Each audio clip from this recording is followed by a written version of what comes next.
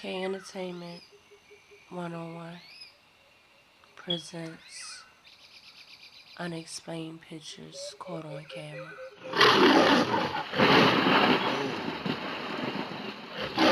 Easy. Without further ado, everybody, this is part 3. Hopefully you've seen part 1 and 2. If not, go back, check it out. Anyway, moving along. As you can see, we're going to start off with this image right here in the front of us, right in the middle of the screen. As you can see, something looks odd about those clouds, funny shape. We ain't going to spend a lot of time on it. I just threw the filter on it for you so you can see, bring it out a little more. That's a bird, and he's holding a snake. I'm going to zoom in for you.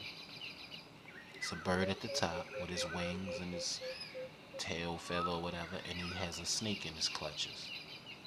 In case you can't figure it out or see it, I'm going to go ahead and throw another filter on it.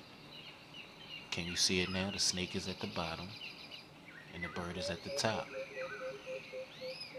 I mean, damn, the little power director sign is in the way. I got to get the real program, y'all. My bad.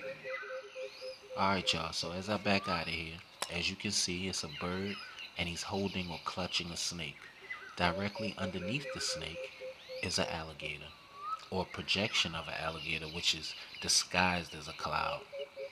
If you're not sure what I'm talking about, let me show you. As you can see, that's the picture that's directly beneath the snake. All I did was change the filter on it to a black and white one and blow it up. I zoomed in for you. So once again, another demonstration of something in plain sight, which you were not able to see.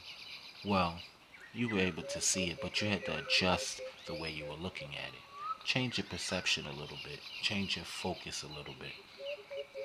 Allow your creative side, your imagination side to, guide you a little bit more instead of just thinking. Because you might have thought, hey, I think I see something. And you're like, nah. But no, go ahead and let it flow. Flow with it. Flow with it. Anyway, moving along. Like I said, there's a whole bunch of different images in this one picture here. I don't want to get into all of them, so I just do one more real quick. But believe me, let me zoom back out. Okay, as we look directly in front of the snake, right where the snake head is, you'll see the rabbit. If you don't see the rabbit, which I covered in a previous video, let me go ahead and blow him up for you so you can match him up. See the rabbit? Now look directly behind the picture of the rabbit I just put up. You see the little rabbit? Right, that little rabbit is directly in front of the snake. Another picture or image projection of a cloud, which you thought was a cloud, but really has a deeper meaning, a deeper imprint. You know what I mean?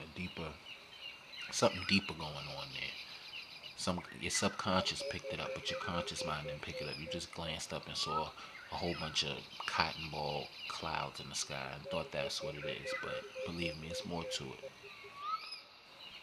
On this next picture right here, as you can see, is some kind of superhero character, like a Mega Man character or some kind of action figure, and he's flying through the air.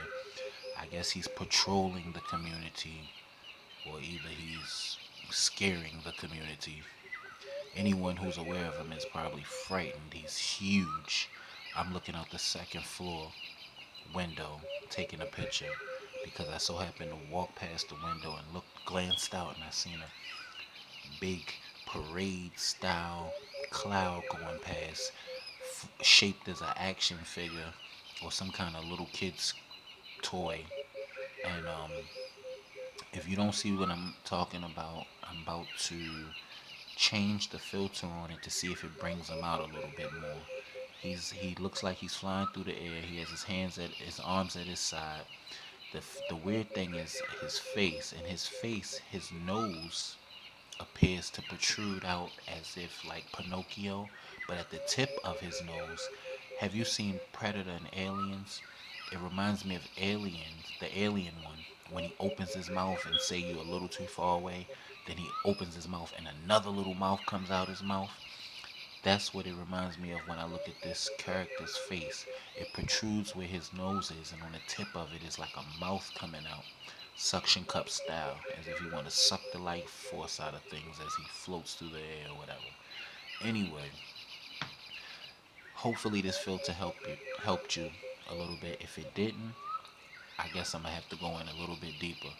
But if you haven't watched the other videos, or if you don't know how to get down, I'm telling you, this is some kind of character, some little man flying through the air.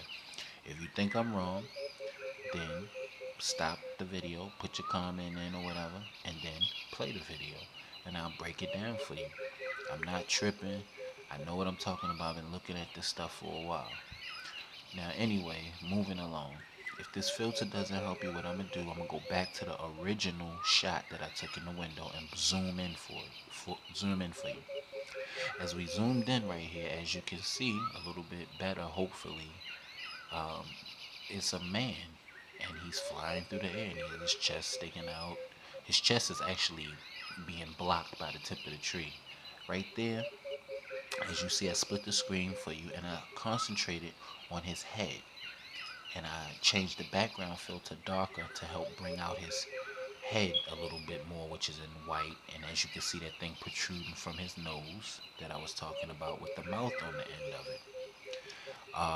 His hair is at the top. He has two eyes right over that little thing that's coming out his nose. You see two glow holes, and under it you see a glow hole, which is his mouth. Right here, I changed the filter. I took the split off. I let you see his whole body through the air with the filter changed, background a little darker to bring him out a little bit more, so he stands out to you, so he sort of pops out like a 3D image. It's a man flying through the air along with a whole bunch of other things flying through the air, how I began to show you in the last picture. I just don't want to go into all the detail of all the other things because they weren't the center focus of the shot when I took it. If I were going to talk about them, I would have took shots of them as well. It was a lot going on, a lot for me to take in at the moment. I haven't been exposed to this type of thing beforehand, before this time here. So I was like caught off guard. I didn't know what was going on. I tried to take a few shots as well as looking with my own eyes. I grabbed the camera last minute because this was going past me and changing and all kind of stuff. Now the weird thing is, as I started to take pictures, it got angry. The cloud got angry.